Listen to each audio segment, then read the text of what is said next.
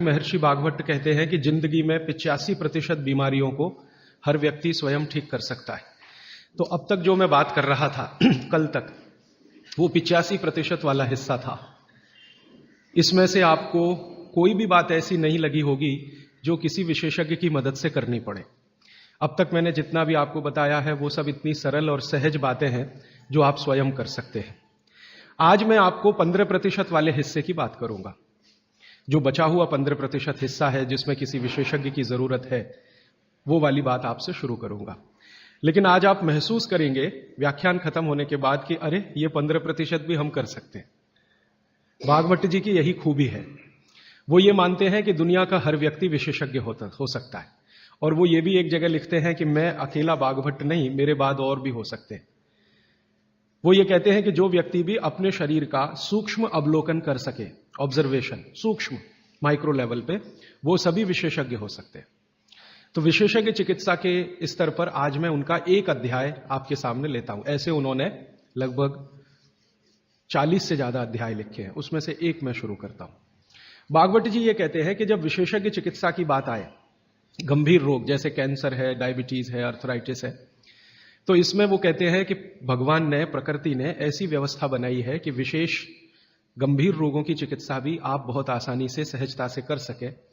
उसमें से उन्होंने एक जगह लिखा है कि इस पूरे ब्रह्मांड में, पूरी प्रकृति में ऐसी कई चीजें हैं जो एक साथ वात, पित्त और कफ तीनों को ठीक करने की शक्ति रखती है। एक साथ बहुत कम चीजें ऐसी हैं प्रकृति में जो वात, पित्त, कफ तीनों को एक साथ ठीक रखें।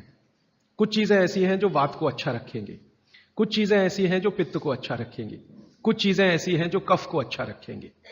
वात को अच्छा रखने वाली सबसे अच्छी चीज जो आपके घर में है वो है तेल। तेल तेल वो जिसमें आप सब्जियां बनाते हैं। तेल वो जिसमें आप सब्जियां बनाते हैं। तो सबसे अच्छी चीज वो बोलते हैं कि तेल है, जो वात को हमेशा समभाव में रखता है, समानता में रखता है, वात को बढ़ने नहीं देता। लेकिन उन्होंने एक शब्द पर जोर दिया है कि तेल का माने शुद्ध तेल। अब ये शुद्ध तेल उन्होंने लिखा 3500 साल पहले। आज के विश्लेषण में अगर हम ध्यान दें तो शुद्ध तेल का माने तेल की घानी से निकाला हुआ सीधा सीधा तेल, बिना कुछ मिलाए हुए सीधा सीधा तेल, कोई भी मशीन से निकाला हुआ सीधा सीधा तेल, उसमें कुछ नहीं मिलाया, मतलब नॉन रिफाइंड तेल। नॉन रिफाइंड तेल। अगर आप तेल खा रहे हैं तो भागवत जी का निवेदन है कि आप तेल शुद्ध खाइए, माने रिफाइंड तेल मत खाइए, डबल रिफाइंड तेल मत खाइए। अब आप कहेंगे जी क्यों नहीं खाएं, डॉक्टर तो यही बोलते हैं कि रिफाइंड खाओ, डबल रिफाइंड खाओ तो आपको हृदय घात नहीं आएगा, वगैरह वगैरह। ये जो रिफाइंड तेल है, मैंने इनको देखा है कैसे रिफाइंड किया जाता है। आप भी देख लें, कभी मौका मिले तो बहुत अच्छा होगा। किसी भी तेल को रिफाइंड करने में 6 से 7 केमिकल इस्तेमाल होते हैं और डबल रिफाइंड करने में 12 से 13 केमिकल इस्तेमाल होते हैं। वो सब केमिकल मनुष्य के द्वारा बनाए गए हैं प्रयोगशाला में। भगवान का बनाया हुआ एक भी केमिकल तेल को रिफाइंड नहीं कर सकता। भगवान का बनाया हुआ माने प्रकृति का दिया हुआ, जिसको आप अंग्रेजी में कहते हैं ऑर्गेनिक। ऑर्गेनिक एक भी केमिकल नहीं है जो तेल को साफ कर सके। एक भी केमिकल दुनिया में नहीं है। जितने भी केमिकल तेल को साफ करने के लिए उपयोग किए जाते हैं वो सब इनऑर्गेनिक है। और इनऑर्गेनिक केमिकल ही दुनिया में जहर बनाते हैं और उनका कॉम्बिनेशन जहर की तरफ ही लेके जाता है। आज की दुनिया में मॉडर्निज्म के नाम पर, आधुनिकता के नाम पर जितने इनऑर्गेनिक केमिकल्स जगह जगह इस्तेमाल हो रहे हैं, वो सब आपको धीरे धीरे उस तरफ ले जा रहे हैं जहां आप जहर अपने ही शरीर में पैदा कर दें। इसलिए रिफाइंड तेल, डबल रिफाइंड तेल गलती से भी मत खाइए। भागवत जी कहते हैं कि जिंदगी भर वात को ठीक रखना है, जिंदगी भर। तो वात को ठीक रखने के लिए सबसे सरल चिकित्सा वो बोलते हैं वो तेल का ही है। वो कहते हैं शुद्ध तेल खाइए। शुद्ध तेल माने घानी से निकाला हुआ तेल। अब आपके मन में 2 प्रश्न आएंगे तुरंत कि शुद्ध तेल में तो बास बहुत आती है। हां, सीधा प्रश्न। दूसरा प्रश्न आएगा जी शुद्ध तेल बहुत चिपचिपा होता है, गाढ़ा होता है, चिपचिपा होता है और बास अलग से आती है। हम लोगों ने जब शुद्ध तेल पर भारत देश के कुछ वैज्ञानिकों की मदद से काम किया, एक तरह से कहें रिसर्च किया, तो पता चला कि तेल का जो चिपचिपापन है वो उसका सबसे महत्वपूर्ण घटक है। तेल में बहुत कुछ होता है, जैसे मैंने आपको पहले दिन बताया ना, मिट्टी में माइक्रो न्यूट्रिएंट्स हैं, कैल्शियम है, आयरन है, सिलिकॉन है, कोबाल्ट है, ऐसे तेल में भी है, हर चीज में है। तो तेल का जो सबसे महत्वपूर्ण हिस्सा है वो उसका चिपचिपापन ही है। और जैसे ही तेल में से ये चिपचिपापन निकाला तो पता चला वो तेल ही नहीं बचा। तेल जिस चीज के लिए खाया जाता है वो बचा ही नहीं, वो हिस्सा ही गायब हो गया। फिर हमने देखा कि तेल में जो बास आ रही है, बास, वो उसका प्रोटीन कंटेंट है। तेल में प्रोटीन बहुत है। जैसे आपने सुना है दालों में प्रोटीन होता है, दालों में प्रोटीन सबसे ज्यादा है, भगवान का, ईश्वर का दिया हुआ। दालों के बाद दूसरे नंबर पर जो प्रोटीन सबसे ज्यादा है वो तेलों में है। तो आप जो तेल में देख रहे हैं कि उसकी बास है, वो बास जो है ना, उसका ऑर्गेनिक कंटेंट है प्रोटीन के लिए। 4-5 तरह के प्रोटीन है सभी तेलों में। आप जैसे ही तेल की बास निकालेंगे उसका प्रोटीन वाला घटक गायब हो जाता है। अब बास निकाल दिया तो प्रोटीन निकल गया, और चिपचिपापन निकाल दिया तो उसका जो फैटी एसिड है वो गायब। अब ये दोनों ही चीजें गायब हो गई तो तेल नहीं रहा, वो पानी है एक तरह से। इसलिए भागवत जी ने सूत्र लिखा कि जिंदगी भर वात की चिकित्सा अगर आपको करनी पड़ जाए तो बेहतर है कि आप शुद्ध तेल खाएं, तो वात की चिकित्सा ही ना करनी पड़े। और मैंने आपको सबसे पहले दिन बताया था कि दुनिया में सबसे ज्यादा रोग वात के ही हैं, सबसे ज्यादा रोग। ये घुटने दुखना से लेकर कमर दुखना, हड्डियों में दर्द, ये वात के तो रोग है ही। सबसे खतरनाक वात का रोग है हार्ट अटैक, हृदयघात। सबसे खतरनाक वात का रोग है पैरालिसिस। सबसे खतरनाक वात का रोग है ब्रेन का डैमेज हो जाना। शरीर में वात पित्त कफ तीनों को संतुलित रख ले तो वो कभी भी बीमार नहीं पड़ेगा। और अगर वात पित्त कफ असंतुलित हुआ तो बीमारी आएगी। तो हमें क्या करना है? वात पित्त कफ को संतुलित रखना चाहिए। अब आप पूछोगे इसके लिए क्या करें? इसके लिए सबसे अच्छा उपाय है प्राणायाम नियमित करें तो वात पित्त कफ संतुलित रहता है। हर दिन 1 घंटे प्राणायाम करें, हमेशा वात पित्त कफ ठीक रहेगा।